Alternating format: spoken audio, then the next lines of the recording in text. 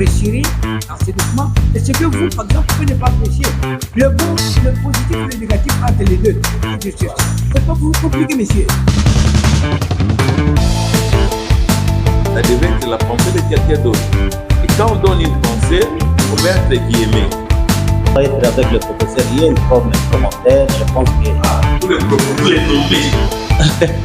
Prenez votre page de remerciement. Merci à nos grands frères, grandes sœurs.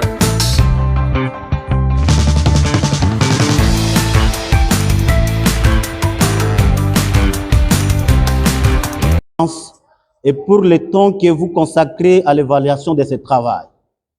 Vos observations et recommandations seront, sans aucun doute, des contributions majeures à la consolidation de cette recherche.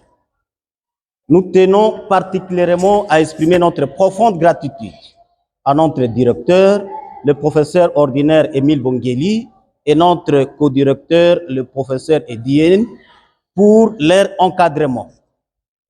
Monsieur le Président du jury, nous avons choisi d'étudier la mise en œuvre du principe de représentativité nationale dans la composition du gouvernement de la République démocratique du Congo, tel que prévu par l'article 90 alinéa D de la Constitution du 18 février 2006.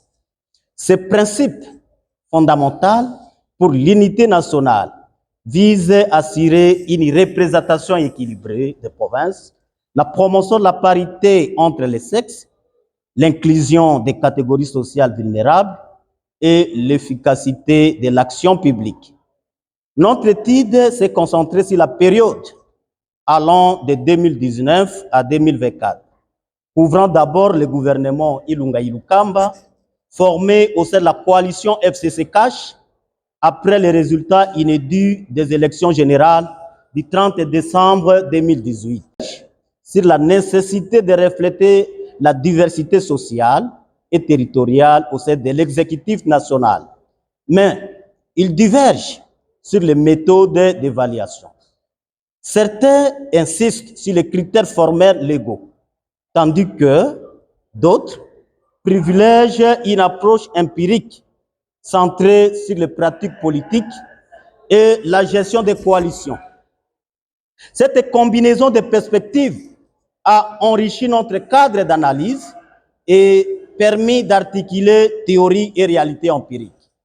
Notre cadre théorique est fondé sur la division des pouvoirs de l'État dans un régime démocratique, en se basant sur le principe de la séparation des pouvoirs et de la représentation nationale. Comme l'a dit Old Lasky, la majorité parlementaire est la base retenue pour former le gouvernement. Le cabinet est essentiellement un comité du parti ou de coalition disposant de la majorité à la chambre de la commune. Fin de citation. Il a été également question dans ce cadre théorique d'élaborer la théorie de l'impératif progressif de représentativité émise par Alve Macker en ce gouvernement Sama Lukonde, ici de l'Union sacrée de la nation, créé autour du président Tshisekedi après la débâcle de la coalition FCC-CACH. Ce gouvernement, Monsieur le Président, illustre les dynamiques politiques de coalition et les défis liés à la représentativité nationale. Dans le cadre de cette étude, nous avons mobilisé plusieurs auteurs de référence. Globez, Kangula, Didier Miner et Ndembele Malobo. Sexes d'origine sociale sont évoqués. Bien traditionnellement, n'étant pas élus, la composition du gouvernement révèle largement du fait au prince du choix du président de la République et du Premier ministre. Les surprises renvoient généralement à la promotion des nouvelles têtes au sommet de l'État, ceux qui apparaissent comme extérieurs au sérail politique. D'après l'auteur, la composition du gouvernement est une concurrence pour le renouvellement de la vie politique et une manœuvre pour surmonter la crise de la démocratie représentative en créant des conditions favorables à OSDER, au gouvernement, pour de nombreux acteurs ou espaces publics. C'est pourquoi Macker Alvin pense que L'exécutif se doit représentatif de l'espace de la société, modèle du membre technocrate et l'obéissance du principe représentatif national et de la parité produisent des effets sur la morphologie de l'exécutif en termes de l'espace géographique et la femme. Cette représentativité du gouvernement doit constituer une réponse à l'impératif technique et au souci de renforcer l'unité nationale du Congo. C'est ainsi que s'est formulée notre problématique centrale. Comment l'équilibre national s'est-il matérialisé au sein des gouvernements de la RDC entre 2019 et 2024? Bien sûr, et le gouvernement Sama Lukonde. Quels mécanismes peuvent être mobilisés pour garantir une représentativité du gouvernement en RDC conformément aux attentes de la société congolaise? Nous avons émis les hypothèses principales, laquelle la composition du gouvernement reste largement influencée par des intérêts politiques et partisans, au détriment d'une stricte représentativité nationale, telle que prévue par l'article 90, alinéa 2 de la Constitution. Nous supposons également que, malgré certaines améliorations dans la participation des femmes et des catégories vulnérables, dont des disparités persistent selon au niveau des provinces et zones géographiques, et que la centralité décisionnelle du président accentue sur le déséquilibre de gouvernement. Monsieur le président du jury, messieurs les membres du jury, pour vérifier nos hypothèses, nous avons adopté une approche systémique. C'est-à-dire, nous avons utilisé la méthode systémique, complétée par l'analyse stratégique, inspirée des Crozier et des Fulbert. Ces méthodes nous ont permis de saisir les interactions, la limitation de la taille du gouvernement. Parce que nous avons constaté que, Monsieur le Président, la partitocratie nous amène à un gouvernement éléphantesque, un gouvernement budgétivore qui ne permet pas à ce que les membres du gouvernement arrivent à bien travailler. Parce que ce sont les alliances qui dominent au lieu de s'occuper des affaires de l'État. Les équilibres géopolitiques, comme je viens de dire, nous avons observé un déséquilibre. À partir de ces constats, nous proposons aussi la limitation de la taille du gouvernement. Et nous avons proposé au moins 40 membres au sein du gouvernement. Nous avons aussi parlé de la sensibilisation de la société civile et du public, parce qu'ils sont censés effectivement comprendre les dispositions constitutionnelles et divulguer ces dispositions constitutionnelles, même aussi se mobiliser quand la Constitution est violée en termes de ce principe, la représentativité nationale. Parce que ce principe pourrait assurer la stabilité et l'intérêt national dans le cadre de propositions des ministres.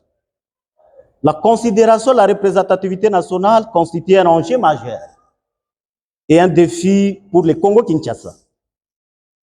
Elle est essentielle à la cohésion nationale, à la légitimité du gouvernement et à la... Je vais passer la parole tour à tour. D'abord, au professeur Mengi Kapita qui est à l'extrême droite. Ensuite viendra le tour du professeur Kassonga. Moi-même, je prendrai la parole. Et le dernier à prendre la parole, ce sera le prof Yeni, qui pratiquement représente l'équipe d'encadrement. Et le prof Bongeli a laissé sa cote.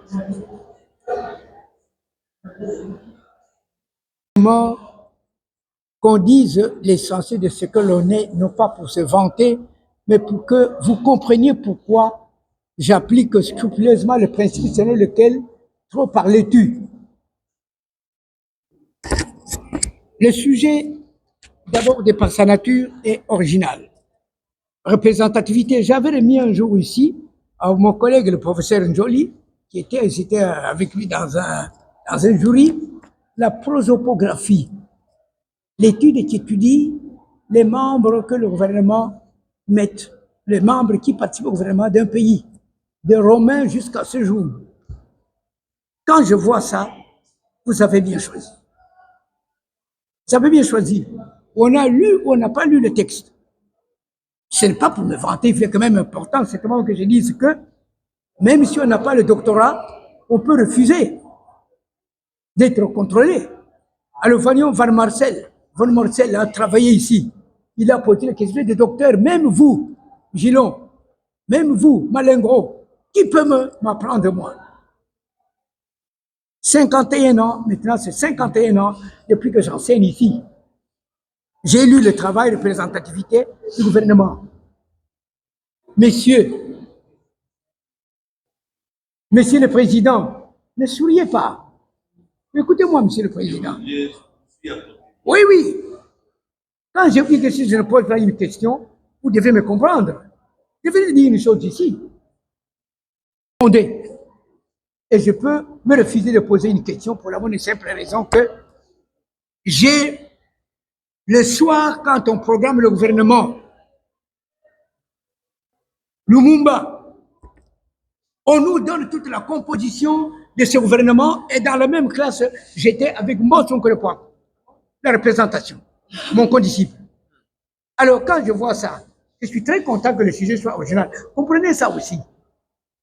Je vais poser quelques questions. Mais ici, par exemple, voilà, épigraphe. Regardez épigraphe. Isidore Abakwa dit, mais non, en principe, oh, c'est à vous, regardez ça. Voilà une question. Épigraphe. Quelle est la valeur d'épigraphe ici, par exemple, M. Abakwa? Que signifie épigraphe? Vous avez mis votre nom. Et pourquoi ne pas mettre le nom? Je ne sais pas. Le Président, je vous remets la parole. Monsieur Abakwa, vous prenez bonne note de remarques. Vous répondez à l'unique question. Vous avez la parole. Vos remarques sont totalement pertinentes. Nous allons prendre ça en compte. Voilà les reproches que nous formulons à l'égard du gouvernement Ilunga Ilukamba et le gouvernement Sama Lukonde. Je crois bien que j'étais très précis par rapport à mon exposé. Nous avons dit que, d'abord, la mission principale d'un gouvernement, c'est de définir et de conduire la politique de la nation pour améliorer les conditions socio-politiques, les conditions sociales, la population. Mais qu'est-ce que nous avons observé? La représentativité nationale a été instituée par les constituants de 2006 comme principe. Pourquoi on a institué ces principes? C'est pour permettre à ce que l'unité du Congo, c'est-à-dire la gestion de l'État, soit dégagée dans sa diversité sociale. D'abord, sur le plan de l'équilibre géographique ou territorial, toutes les provinces, tous les espaces doivent être représentés. Mais qu'est-ce que nous avons observé? Théorie du relativisme historique de Montesquieu. Je n'ai pas posé que je dis, mais le positif et le négatif, non seulement ce qui est négatif ou positif, ce que vous apprécierez dans ces documents et ce que vous, par exemple, pouvez ne pas apprécier. Le bon, le positif et le négatif entre les deux. Je cherche. C'est pas pour vous compliquer, messieurs. Il y a des avancées significatives en termes de représentativité. Prenons au niveau de la femme. Le pourcentage est passé de 10,3% à 17% sous le gouvernement Ilunga Ilukamba. Et sous le gouvernement Sama Lukonde 1, formé le 12 avril 2021, nous avons observé une avancée significative en termes de représentation féminine. On est passé de 17% sous Ilunga Ilukamba à 27%. Et quand il y a eu remaniement en 2023, nous avons observé que, effectivement, il y a eu une avancée parce que ce remaniement a permis qu'on arrive à obtenir un pourcentage de 28%. Mais dans ce gouvernement, nous avons observé la présence de la personne vulnérable. Il y a une femme qui est nommée. C'est une avancée significative sous la Troisième République parce que sous le régime passé, nous n'avons pas vu une femme ou soit une personne vulnérable être nommée au sein du gouvernement. Et donc, au niveau de l'équilibre national, nous avons observé que les mêmes pratiques que nous avons observées sous Kabila sont aussi effectivement observées sous Félix Tshisekedi. Je voudrais manifester toute ma reconnaissance vis-à-vis de la faculté des sciences sociales, administratives et politiques qui a accepté de nous associer à cette fête scientifique, cette fête d'esprit. C'est une faculté que nous avons vue naître et nous sommes très contents. En deuxième lieu, je voudrais encourager les comités d'encadrement de ce travail. Je sais que les temps sont tellement très compliqués avec tout ce que nous avons comme stress. Accepter de diriger un travail de cette envergure, je crois que il faudrait qu'il y ait une reconnaissance de la part de nous tous, membres de la communauté. Troisième chose, je voudrais aussi encourager le candidat, un apprenant. Ce sont des jeunes gens que nous avons vus entrer à l'université, évoluer jusqu'à devenir assistants chefs de travaux. Quand nous les voyons comme ça nous fait plaisir, ça nous apaise et ça montre que la relève est bientôt assurée. Mais cela n'empêche pas que je puisse quand même formuler certaines observations, mais des observations qui ne vont plus altérer la qualité du travail. Et surtout qu'en lisant ce travail, pour nous, avoir déjà les sujets écrits, quand vous prenez votre page de remerciement, merci à nos grands frères, grandes sœurs, vous n'avez pas votre travail, vous avez tout ça en tête. C'est juste voir, je vais quand même illustrer. Donc vous prenez 2, 3, 4, 5e paragraphe.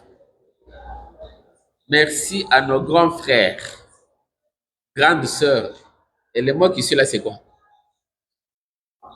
Là, généralement, les initiales du prénom doivent venir avant le nom, dans le nom d'information, pas après le nom. Et quand vous reprenez le même auteur, même ouvrage, même page, vous mettez directement ibidem. Et quand on met ibidem, on n'indique pas la page. C'est quand il y a idem qu'on indique quoi? La page. Parce que là, c'est même auteur, même ouvrage, mais des pages différentes. Donc, vous avez repris les choses dans ce sens-là et plusieurs fois, ce qui n'est pas bon. Et jusqu'à la fin. Mais ils produisent des thèses. On se demande, ils ont trouvé ça où? En sciences sociales, on est les hommes de terrain. Et vous verrez même dans les travaux, il n'y a pas l'attestation de recherche. Or, c'est l'attestation de recherche qui nous permet de voir que les chercheurs étaient sur terrain. Il était arrivé à tel endroit, on a visé. Il a fait le voyage au niveau de l'aéroport, on doit avoir visé. À l'aller comme au retour. Si vous êtes allé à l'intérieur, les autorités politiques devaient viser. Ça prouve que les chercheurs étaient sur terrain. Mais ici, les gens sont là sous l'arbre et ils produisent des thèses et des mémoires. Ils font de la fiction, ils vont télécharger quelque part, ils s'approprient les textes d'autrui, ils présentent. C'est honteux. Donc, à la prochaine, il faut faire des efforts. N'est-ce pas? Allez sur le terrain. La science politique étudie ce qui est. OK? Les faits réels. Il faut aller les observer sur le terrain et non pas imaginer des faits. Je ne dis pas que c'est ce que tu as fait. Mais moi, je n'aimerais pas que tu le fasses. Voilà. Si je pouvais vous poser une question, une seule, à bas quoi? En nous référant à la technique que vous avez évoquée ici, il y a une technique là de proportionnalité ou de quoi? Analyse structurelle, proportionnelle. Dites-moi, en termes de proportion, de pourcentage, la représentativité au niveau du gouvernement Ilunga Ilukamba, au niveau du gouvernement de Samalukonde et le gouvernement après Samalukonde, n'est-ce pas? Donner les proportions en termes de femmes, vous avez évoqué le cas des handicapés aussi, et même en termes de partis politiques, en termes de provinces, Si vous dites que le Grand Kasaï a la grande part, elle représente combien de pourcents? Et quelle est la province qui a les pourcentages inférieurs? Il faut dégager ça. Tu peux le faire maintenant? OK. Et je dois vous dire que dans la formation de gouvernement, que ce soit aux États-Unis, en Europe occidentale, c'est-à-dire France et ailleurs, on ne recourt pas toujours à ce que vous dites ici, hein, la Constitution et tout. Trump a formé un gouvernement avec ses amis. Même partout ailleurs en Europe, il y a des présidents qui forment des gouvernements avec leurs amis. Ici, chez nous, il n'y a pas que les partis politiques qui recommandent, même la maman du président. Représentation nationale dans la composition du gouvernement. C'est la variable indépendante. Variable indépendante, tout ce qui explique cela, contraintes constitutionnelles, poids électoral des partis politiques, rapport de force, logique des coalitions, tout ça. Variable médiatrice, contexte de crise, promiscuité, type de régime. Variable intervenante, clientélisme, tout ça. Donc, il y a la variable de contrôle, taille du gouvernement, période, mode de désignation des acteurs. Donc, en fait, toutes les variables n'apparaissent pas dans le travail. Là, c'est juste que vous devez retenir. Parce qu'à un certain moment, nous sommes dans une thèse, en fait, dans un DA, toutes les variables n'apparaissent pas. Il y a des sujets où le variable n'apparaît pas. Il y a des sujets où on fait la comparaison des variables. Ah, messieurs, il faut quand même, avant de venir, se préparer. Bon, voilà. Je reviens un peu à l'essence de notre question. Je vais vous parler de la représentativité qui s'est aujourd'hui une question cruciale au centre de toutes les démocraties.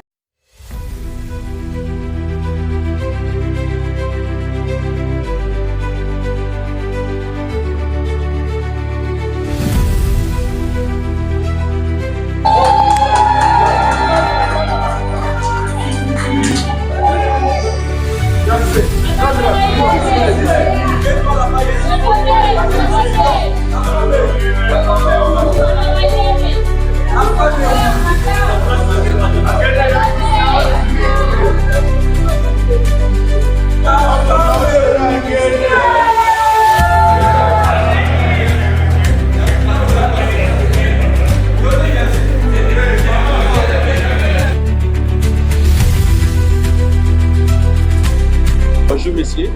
Oui, bonjour. Nous sommes ici à l'IPEN, nous voulons passer à vos impressions par rapport à cette TDA. Merci. Nous sommes à l'IPEN, bien sûr. Nous venons de défendre notre travail de fait d'éthique. Il y a eu un jury constitué des éminents professeurs qui nous ont évalués. Après cette évaluation, nous avons réussi dans l'ensemble de toutes les opérations avec la plus grande distinction.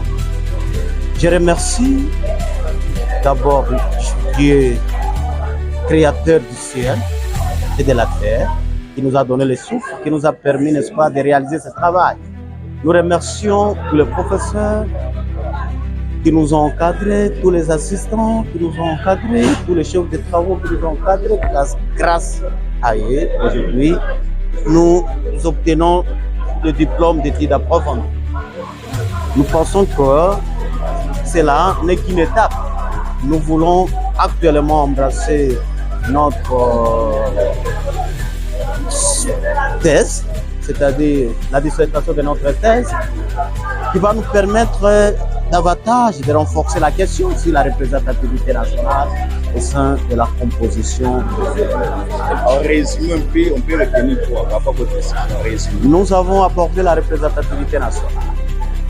Cette représentativité nationale est reprise à l'article 90, alinéa 2 de la Constitution de la République démocratique du Congo, qui dispose que dans sa composition, le gouvernement doit tenir compte de la représentativité nationale.